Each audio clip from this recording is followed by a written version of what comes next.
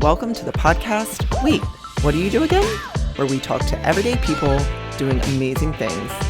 I'm your host, Megan DeFord. Let's go. Today we meet Tremaine Will, a financial advisor and CEO and founder of Mind Over Money. Enjoy. Tremaine, thank you so much for joining us today.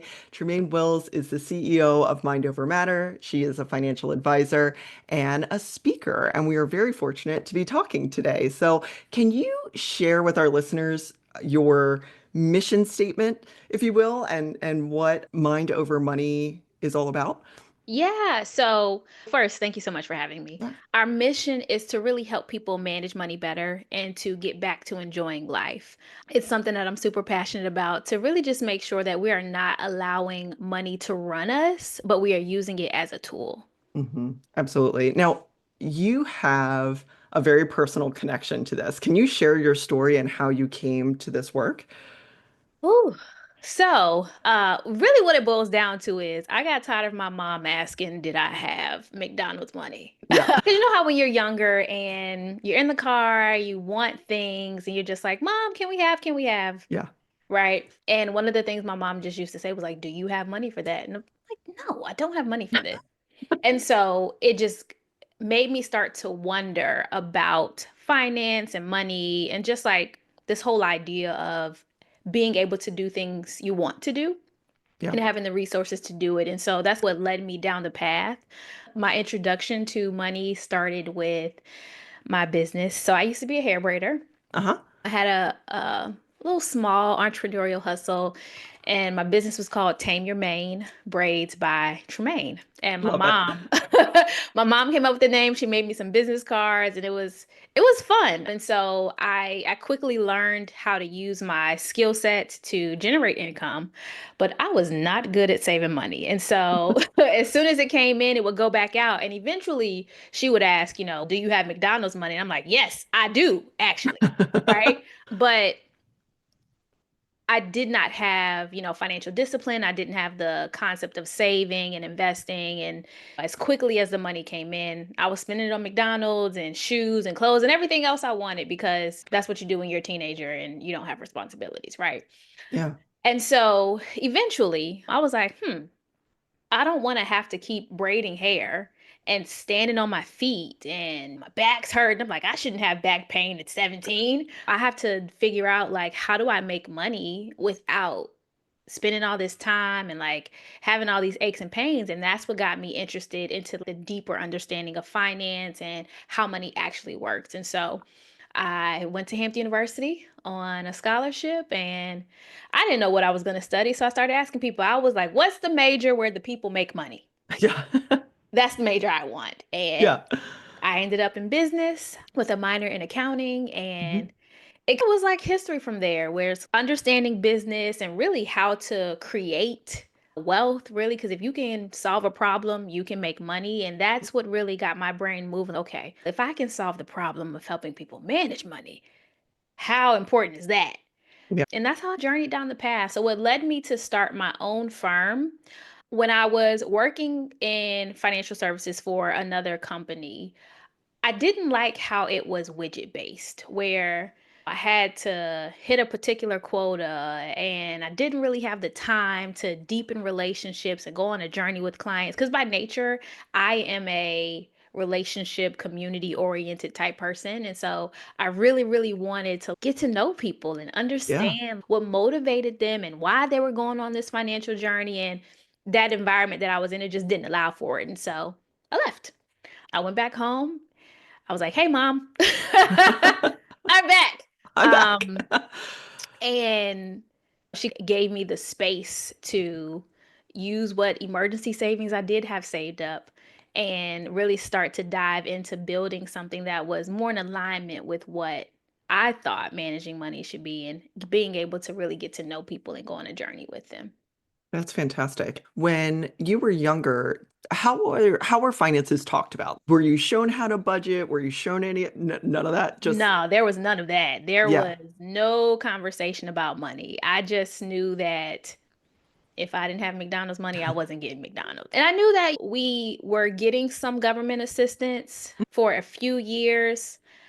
But when things start to get better, I didn't really know how it got better. I just knew all of a sudden we had a house. And I was like, Yeah. oh, I think things got a lot better. Yeah. But it wasn't really a conversation. And so I think sometimes we as adults, we don't realize how we can put our children ahead by just having some conversation about something. Now, of course, you don't have to tell the kids all the ins and outs of Sure. everything, Sure. but just giving a little insight as to what it means to save, what it means to invest, doing a basic budget, teaching the concept of delayed gratification, that kind of stuff, compound interest, really can sow a seed that will help them establish really good habits at an early age and not have to find out trial and error as they're getting older. Absolutely.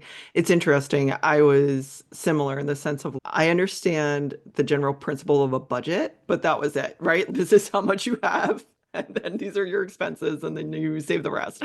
I don't know that we often talk about it in families. And like you said, like you don't have to get into the nitty-gritty of the details, but really sharing those things with our family members and our kids and teaching that. What do you find when clients are coming to you? What would you say are what they think are their biggest challenges or greatest Mm. opportunities? And then what do you see as most people's like greatest challenges or opportunities, or are they the same?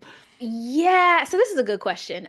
I would say that people think their biggest challenge is making a budget Hmm. and paying off debt. While Hmm. paying off debt is a very real thing, right? Hmm. But what I would say is the actual biggest challenge is not having a compelling reason behind why they Mm. have to change their financial habits. Um, Making the budget and creating the debt payoff plan is important. The strategy, of course, matters. But more important than whatever strategy you put in place is the reason why. Because Hmm. we have to have something that is big enough, a motivator, something that's going to drive us to stick to it when it's not exciting. We don't want to do it because budgeting is not fun in the beginning, especially when the budget is telling you you can't do stuff. Yeah, And sticking to the debt payoff strategy when you would much rather check out a sale or go on a trip or whatever the thing is you're sacrificing, right.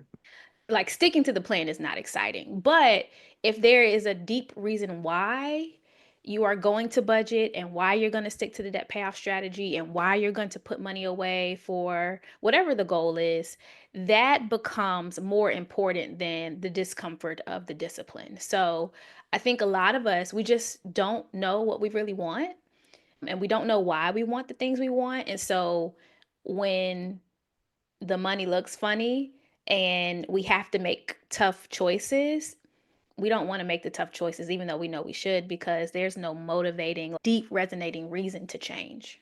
Right. I think the why behind it is so important. Do you find that people are thinking big enough when they come to you with that why? No. No, because it's something that really has to be a personal thing, Hmm. right? Because we hear you want to make all this money and you want to be a millionaire and like all of the Hmm. fluff, right? Yeah. Like the vanity metrics that we think define success. But the reality is the math to make $1 million or to save $1 million or the steps to get there is clear. Yeah. The problem is we don't know why we would actually want it. And so the having the money doesn't matter because what are you going to do with it? What's the purpose behind it? So I think a lot of times we don't really realize, and this is probably interesting coming from a financial advisor, but like money doesn't actually matter. The freedom that it buys, what it allows us to do, that's the stuff that's important.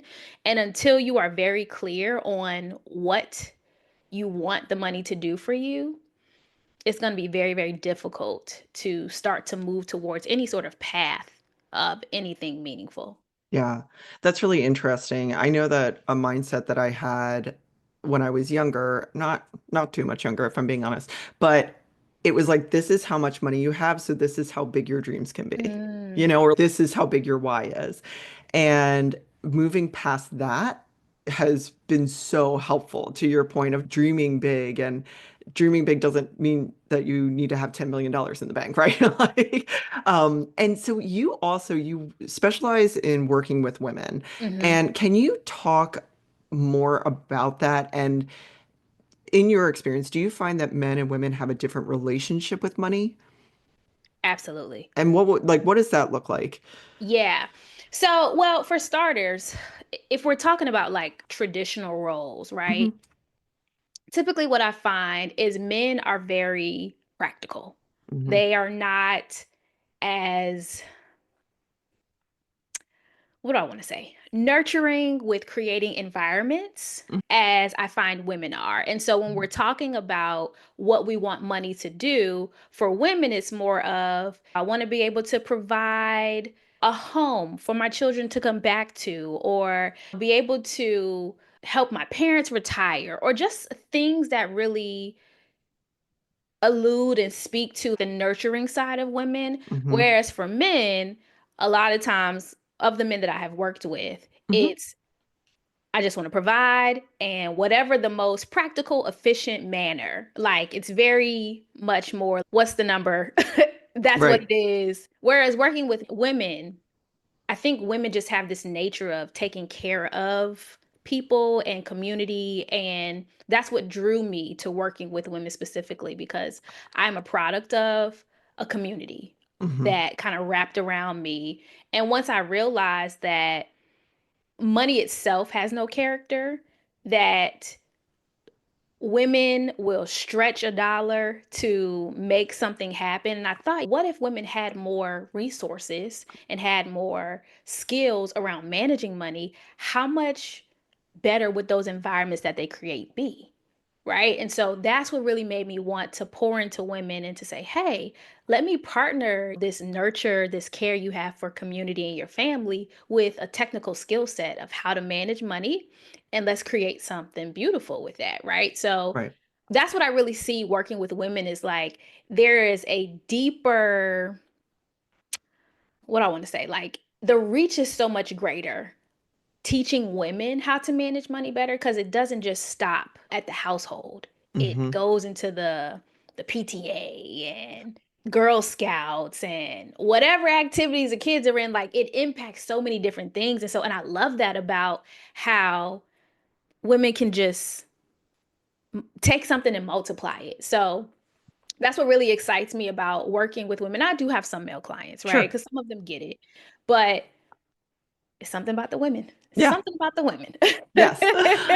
I would tend to agree. There's something about women. The other interesting thing, at least in the US, is women haven't had access to money in the way that we do now until relatively recently. Being able to have your own bank accounts and credit cards and businesses without the signature of a man or someone else. So it's to your point of saying it's not only about expanding and stretching that dollar and investing it in the community and how that will multiply out, I think it's doubly impressive that women as a whole haven't had access to this. And I think a lot of women still don't have access to it in Mhm. many ways. And so there's a little bit of a growth curve there. And what would you say from your experience with clients and your research, what are the greatest challenges that women are facing when it comes to money? And what would you say their biggest goals and dreams are when it comes to money? Mm. So, biggest challenges are going to be one, we have a gender wage gap. And Hmm. so, many of us are just not making what our peers are making, even if we are more qualified and perform better and all the things, right? And Yeah. so, there's already a bridge we have to get over in order to just make the money work harder because we're making less of it. So Yeah. that's one of the biggest challenges. And then the second challenge is just general confidence around money. Hmm. And so over the years that I've been working with women, what I find is that until women get confident, nothing really changes Hmm. because we second guess our decisions. And even though you might have the strategy, the time we take to double back over, is this the right thing to do? And who am I to make this kind of decision? And Yeah. that kind of stuff really hinders our ability to progress. And so working with some of these men is okay, this is the thing. And it's a done deal, Boom. right? Yeah. There's not much of the back and forth and not being sure Right. of ourselves. And like for many men, that's to their advantage. If you're decisive, you can beat others to the market and get some of those early gains. And so I think those would be the two biggest hurdles that women are facing is just we're not making as much for the same amount of time, effort, and energy in the work that we're doing. Hmm. And then we're not confident. And so Yeah. I think the lack of confidence is the part that hurts the most Yeah. because so many women are so amazing, and to not have that translate to finance is just it's like, man, if you could just take this confidence you have in this one area and move it over to managing money, what would you be able to do, you know? Yeah. So, Yeah. And it's interesting too, as someone who felt like everything around money was like, oh, that's going to be too confusing. And I had to stop and I was like, you know how to drive a car, you know how to do calculus. It's just something you learn. I put that emotion into it that wasn't necessary. And it was a self-doubt for no real reason. I think just maybe it was because of the way I grew up or whatever. And Wall Street to me always just felt very pretend. I was like, this feels very, aren't we all just in control of this? I don't get it. But it was one of those things where it was like, once I realized it's just something you learn. mhm. That's it. It really changed it. And so I hope that there are women who are listening that are nervous about it. It's, oh my gosh, you've done everything up to this point in your life. This is just something to learn and take that, like you said, take that confidence into it like you would starting a car or going to work or making yourself dinner or ordering dinner. Like you can do it. And what are you finding exciting that women want to invest in and want to build their wealth for? Yeah, so retirement is one. Hmm. Right. I do have some clients that are working and have their own, separate funds. Hmm. But retirement is a big one that I'm excited people are saving Hmm. for, especially not knowing what's going to happen with Social Security here in the US. And Hmm. there's a lot of unknown variables there. Yeah. But the other thing is that people are being intentional about resting and Mm. sabbaticals, and I guess that's retirement junior, but experiences, right? So Yeah. travel, but also not just to escape, travel Hmm. to do something meaningful. So being able to take children on a month long trip to Europe Hmm. just to get to experience a different culture, like that kind of stuff is exciting to me because it's not Yeah. just, oh, we're gonna have $25,000 in the savings account. We're putting this money aside because there's some significance to what we want to do with it. That is exciting to me. Yeah. Um, so yeah, the experiences and the memories that people are saving to create, and just being more intentional with providing for the next generation, I think is very impactful even in this economy where much of the conversation is that money's not being passed on and Hmm. we're overwhelmed by student loans. Yes, that stuff is true, but also there are people who are finding a way to do both. And I love that idea of almost self-care, right? Like taking those experiences and taking that time if you need it. That's actually I wouldn't have expected that, but that's really interesting. And two things that you touched on. One, in this economy, and we don't know what's ahead of us ever in life, but we certainly don't know what's ahead of us with a new administration. And how do you guide clients? Because I think that fear of the unknown, and Mhm. especially when it comes to something like money, what is your advice to clients, and how do you maybe assuage some of that concern that they may have? So, my nature is educational at its core. So, I like to educate clients on why we're doing what we're doing so that they have a fundamental understanding of one, how investing works, and why we choose the type of companies that we choose. Hmm. So they have a general knowledge about how the money in their accounts is growing and why some periods it'll grow faster than others and why some periods they may lose money. So that fundamental understanding of investing helps remove fear because if you see your accounts gone down 5%, 10%, there's not an immediate, oh my gosh, what Right. happened to my Yeah. money? Is, Yeah. oh, I know how this works, right? Right. So that's one of the things that we do. And then the next thing too is just teaching clients to follow the money. So Hmm. even though there is a new administration, administrations are led by people. And Right. so when you understand what people want to accomplish, you can then trace and see, okay, if this is what they want to accomplish, this is where the money is going to be. Hmm. So that kind of practical understanding helps people say, okay, if I want to lean into this a little bit more, I Hmm. can, right? Because this is Right. public information. But even if I don't want to, I don't have to. So Right. we give our clients the freedom to either study and learn as much as they want by giving them the tips to say, hey, this is what's happening. Or we say, hey, we have our plan in place. This is the Hmm. strategy. And no matter who is in charge, the Hmm. strategy is the strategy. Now, Yeah. of course, what we do on the back end, there may be some tweaks, some pivots, but all of Sure. that is managed within guardrails. But at Yeah. the end of the day, when you can clearly articulate what's happening with your money and you know what makes it go up, what makes it go down, and why you're doing what you're doing, a lot of this stuff isn't stuff that's going to phase you. Right. So I think just knowing and having that understanding will remove a lot of fear. And I think that's for most people, it's just they just don't know how it works. Yeah. And so when you don't know how something works, you have this internal reaction to assign fear to it because you don't understand. Yeah. And when it comes to retirement, what are your, regardless of your age, what would you say is your top advice for people when they are thinking about retirement? Mm. And then what would you say to someone who feels like, I've started too late, right? Maybe I'm 40 or 50 years old. I don't feel like I have enough. What do you say to those clients when they're coming to you for looking at retirement, maybe thinking they can't retire? Yeah, so my my answer is always anything is possible. Hmm. You just have to decide how much you're willing to sacrifice. Hmm.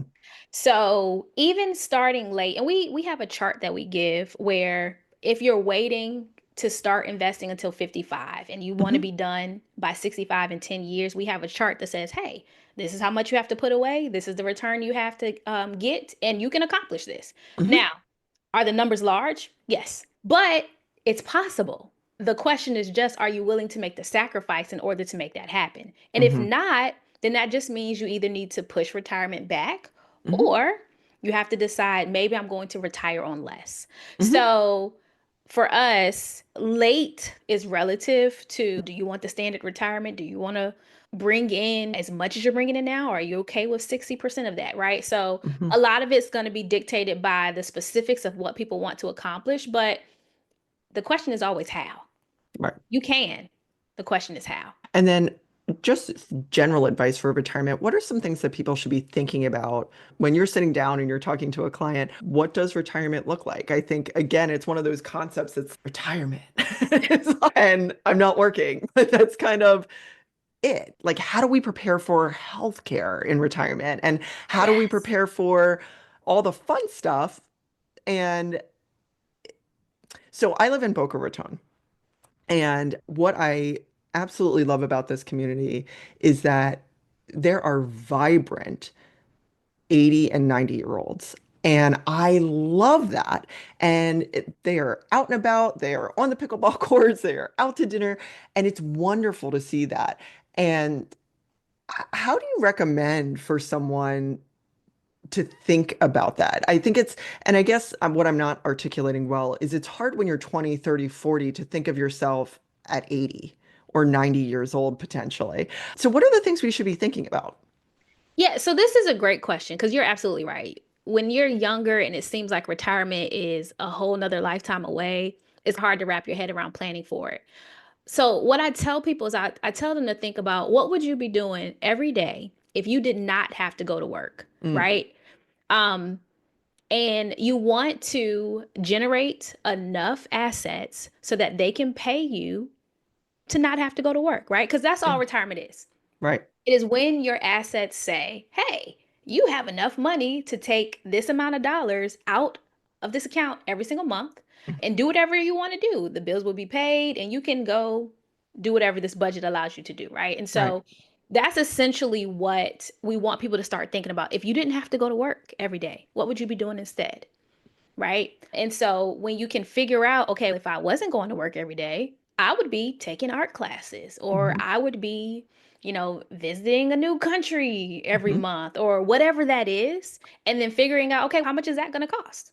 And when you know how much that costs and you know how much it will be to maintain whatever everyday living expenses are, that's the number we have to replace. And so it Hmm. becomes very clear, okay, we have to get our assets to a point where I can pay myself this amount of money every single month and not drain it down to zero. Unless you don't want Hmm. to pass anything on, then drain it, right? But Yeah. Right. but that's all retirement is. It's figuring out how do I turn my active income into passive income where I don't have to trade time for money anymore so that I can do Right. whatever I want.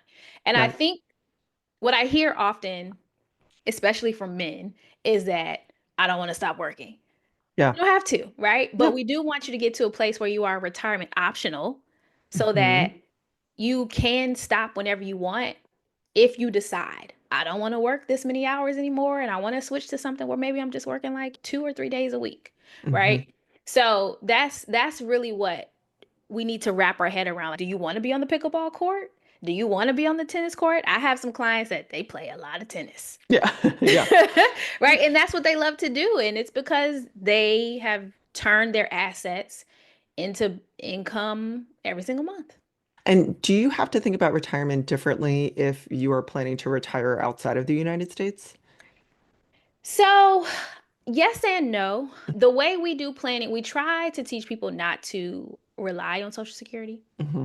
And so, whatever would be coming from that would be just icing on the Yeah. cake. Yeah. But if you are planning to leave, oftentimes it's going to be less expensive. Hmm. And so that could allow you to pull retirement closer, but you Hmm. also have to take into consideration like if you leave the country, if family is still here, how often will you be coming back? So how does that impact what those numbers look like? So we approach it the same way. It's Hmm. just what are the implications of wherever you're going to be and how does that impact the numbers? Yeah, absolutely. And then how do you think about healthcare later in life and preparing Oh, for things like not just what we think about healthcare right now, but if you need a nurse or you need assisted living or all kinds of things, not to be morbid, but is there almost a chart of like, this is where healthcare costs are depending on your age, or how do you approach that with clients? yeah. So there actually is an average healthcare number, like how Hmm. much people are spending after age 65. And for the average American, you're looking at about $6,000 a year Hmm. in the healthcare expenses. And that is if you don't have any chronic or more expensive conditions, right? Hmm. And unfortunately, that number is increasing and is outpacing inflation, Mm. largely due to our diet, our lack of exercise, and all that kind of stuff. And so, this is something we talk to clients about with special focus because healthcare expenses are the number one cause of bankruptcy in Mm. retirement. So we are telling people like, hey, you want to consider HSAs, health savings accounts, so that you can invest the money inside of this health savings account. And it's a great way to take advantage of some of the tax benefits. So when we're thinking about the healthcare piece, it's also a conversation about lifestyle choices Mhm. because you have the ability to control how much healthcare is going to cost up with some Yeah, right. up to a certain There's just point. some Yeah, stuff, yeah. right? You just don't know what's going to happen. But as far as choosing better food options and deciding to get active a few days a week, you can control that. And Hmm. the data shows the more you do that, the less your healthcare expenses are. So we have those type of conversations with clients to say, hey, you know, discipline is rewarding. And so extending this discipline, not just from your finances, but to how you manage your lifestyle overall, does have its financial benefits. So we're definitely talking about HSA accounts. We're talking about long term care. We're talking about that transition of going into Medicaid. So Hmm.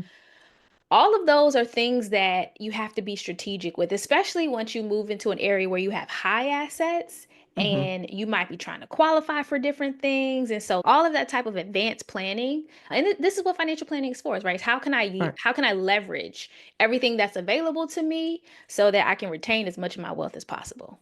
Yeah, absolutely. And then what would you say are the, I want to word this the right way. What would you say are the best tips that you could give individuals in terms of their just day-to-day daily life and things that you may not think about? What do you see that clients do that are really simple changes they can make that make over time compounded a big difference? And what made me sort of think about that is the health piece. I have a friend who was on the show and she's a nutritionist and a fitness coach, and she was like, you pay for it now or you pay for it later. And you think a Mhm. gym membership is expensive now, talk about when you can't walk later. And she's not trying to instill fear in people, but the data does bear out some of those things. And I was just thinking about, you hear this argument of don't have avocado toast or give up your Starbucks, but what is realistically the things that we should be thinking about that we may not just be thinking about? Is it our subscriptions to five different streaming platforms? Is it buying cars too frequently? What are some things that we may not be thinking about in our day-to-day lives that really can compound over time and make a big difference? Yeah, so this is a great question. I think the biggest thing would be convenience fees. Mm, So we are an impatient people. no way. No way. We are so impatient. We want everything now, okay? And Amazon did not make life easier. No, it did But not. I think the convenience factor is the one of the most expensive things that we pay for, and we don't even realize how much we're spending because it's just baked into the price, right? And Hmm. so I was doing a budget activity with a group, and one of the participants was going through her transactions, and she kept seeing like Wawa and 7-Eleven charges. And I was thinking, like, that's where all your money is. Yeah. Because when we go into those types of stores, the prices are always more expensive than if we were to get it from a grocery store. And Yeah. so that the convenience is built into almost everything, right? We want our goods faster, so we have Amazon Prime, and Right. we want what else? We don't want to go out and buy the food from McDonald's. We don't want to go buy the McDonald's. So we Right. we DoorDash or we Uber Eats. Right. And Right. oh my gosh, have you seen those prices? And it's $15 in delivery and Yeah, taxes later, right? And like on top of, yeah. so you add that up, right? And in 1 month, you could be paying $150 just in convenience, Hmm. where that right there, several $1,000s if you are to invest that. I think that's probably number one is where are you spending on convenience when you could have, you know, driven an extra mile or two or waited a few extra days for whatever the thing is you wanted to purchase in order to just be intentional. So Yeah. that's one is convenience fees. The second thing would be just mindless spending in general. Um Amazon has also not made that easier Look, for us. Amazon is the problem, but if Yeah. you're invested in Amazon, You're good. then you get mad. Yeah. Right? But the lack of intentionality, I think, is the other thing is many of us are blessed with income. We have a pretty reliable job, Mhm. and there's this expectation that the next paycheck is coming. Mhm. And so we can comfortably spend because we know that more money is coming in. And so it's nothing to us to swipe here and swipe there Mhm. because who needs a budget, right? Right. And so the lack of treating our dollars like employees. So this is something I tell my clients is these dollars should be working for you, right? Not every dollar needs to be invested, but its only purpose is to improve your quality of life. And so if we're not intentional about making sure every dollar is being an efficient employee, right? And improving your quality of life could be spa or therapy or, investing in better food. It could look like all of those things, but if you're not intentional with where the dollars are going, The month will be over and you're like, huh, what happened to all my money? So I think the lack of intentionality and the lack of budgeting, that also goes back to not really having a deeper why of Yeah. what you want to accomplish. But Yeah. I think those are some of the biggest things that if we would just sit down and just track the money, we Yeah. might find that, I actually do have quite a bit of Yeah. discretionary income that Yeah. I can put to work and I don't have to find the most convenient route. I can wait a little while Yeah. and track And a little further. And I think looking at your expenses and looking at your money and making time to do that Hmm. is where you get those moments of, oh my God, I've been spending all my money on Wawa subs. Or, Yep. for me, it's I'm just gonna have a little treat. Little treats add up. But it's one of those things where it's like, even tonight, I was like, oh, maybe I'll go get pizza. And I'm like, you have a fridge full of food. Like, what are you doing? Right. And it's that convenience. It's paying attention to that and seeing where that's going and not judging yourself for it, but being able to make those adjustments. I just went through all my subscriptions and I canceled some and then added everything with ads. And I was like, I'm saving like $40 a month by putting Yes. ads onto my streaming services. Yeah, no problem. I grew up with ads. Like, it's fine. Like, my kids will adjust, it'll be fine. So, having that perspective and that understanding is so empowering. One tip that someone said to me, and this was just so powerful, was invest where you spend. Mm. And I thought that made it more fun to think about. If their family was totally into Disney, and he was like, yeah, we invest in Disney because we're giving them a lot of money. So let's invest there.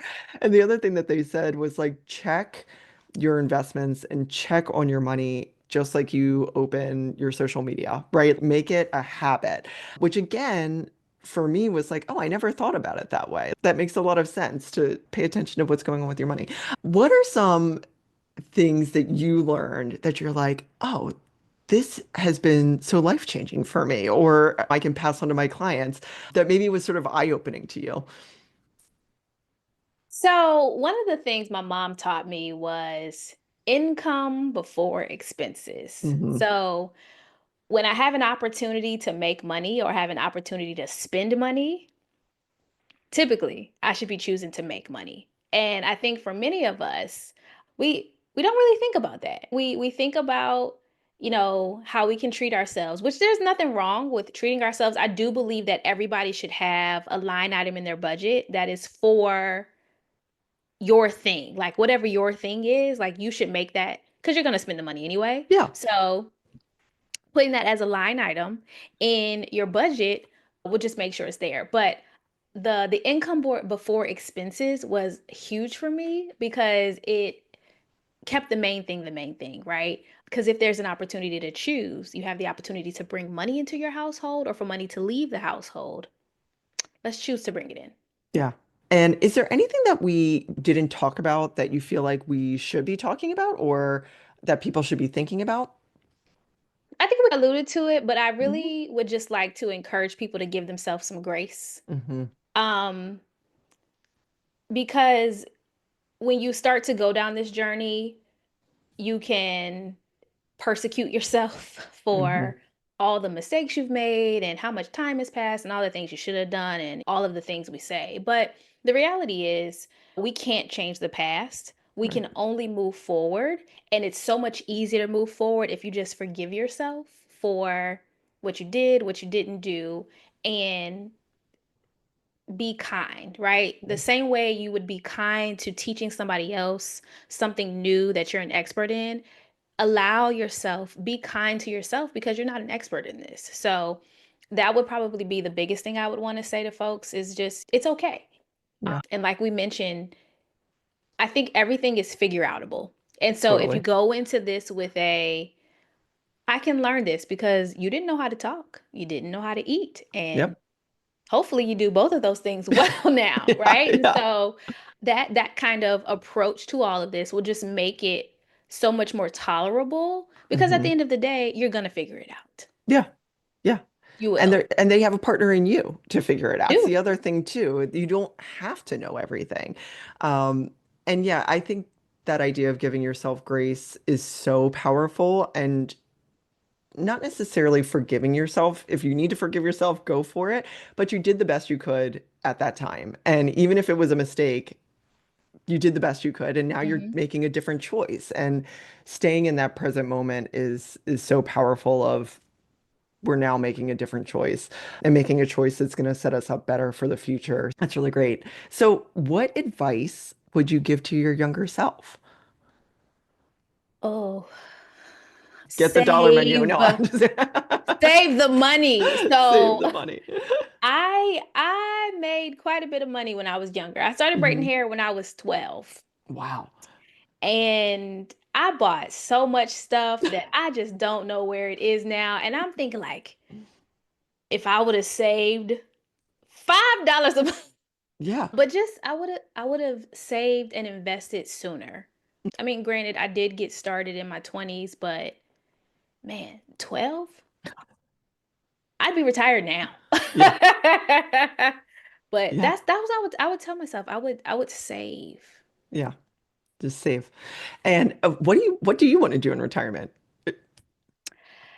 That's a great question. I'm glad you asked. So, I enjoy traveling. I enjoy immersing myself in different cultures and just learning. And so, one of the things I want to do in retirement is take my family, primarily, I have a young niece and nephew, Hmm. and I want to have them experience what they're learning in school in real life. So Yeah. things that they could read in the textbook, I want to be able to take them to the different places and say, okay, this is the culture that you're learning about. So retirement for me is getting up and going and traveling and just experiencing Yeah. different things all the time. Yeah. Yeah. I love that. Thank you for sharing that. What do you and I had another question for you, but that actually sparked one. What do you tell people in terms of the balance of I'm a big believer in don't wait. And a lot of what we're talking about is delayed gratification for very good reasons, like very good reasons.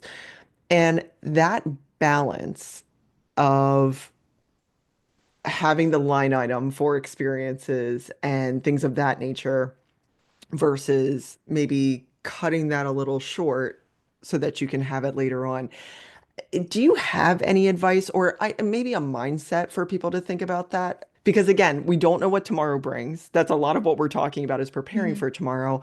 But there is a reality of if we're taking all the trips in our 20s and 30s, it may delay later on what we can do and really having more freedom with our time when we are retired. Yeah, so this is good. I also agree with you on the don't wait part. Hmm. But how I phrase it and how I preface it is there is a cost to experiencing now what could be delayed, right? Hmm. And so what we do with clients is we just identify what's the cost. And as long as they are comfortable with it taking a few more years to Hmm. be able to fully retire, then that's the path that we go. But I don't agree with the mindset that you can't do anything fun and Hmm. this journey has to be like penny pinching. I don't agree with that at all, but Right. I do believe that we have to have an honest conversation about what does that mean in terms of being able to reach some of these goals that are further away. And the reality is there's a cost. And so Hmm. as long as you're comfortable with what that cost is, then my suggestion is going to be do the things that make life worth living now Hmm. because you don't know what tomorrow's going to bring. And not to be morbid, but No. who wants to eat rice and peas and not go anywhere for 15 years only then to maybe lose your companion? Right. So yeah, but what we do is we anything that we want to do, it is possible. You just have to identify what that cost is and build it into the budget. And sometimes that might look like if I want to travel more, I Hmm. might need to make more money or I might need to, pick up a second job or that's making more money. Yeah. But Yeah. you just have to figure out the question is always how. Yeah. It's not can you? You can. The Yeah. question is just how do we make it happen? Yeah. And I love that mindset too, because I know I'll just speak for myself. It makes it so much easier to make choices when, if I want to take a trip, It's like, you really don't need that extra pair of shoes, or you really don't need to treat yourself to pizza after the podcast, that kind of thing. And it doesn't feel like you're depriving yourself of Mhm. anything. At least for me, it's very much, oh, yeah, I don't need that. That's a night out in Spain if I don't get those shoes or whatever. So having that goal in mind also can really help with those choices. And I love that, being able to think about it may cost you a little bit. And if we're good with that, go for it. That's wonderful. And I think that you have talked about this a little bit, but what do you love most about the work that you're doing?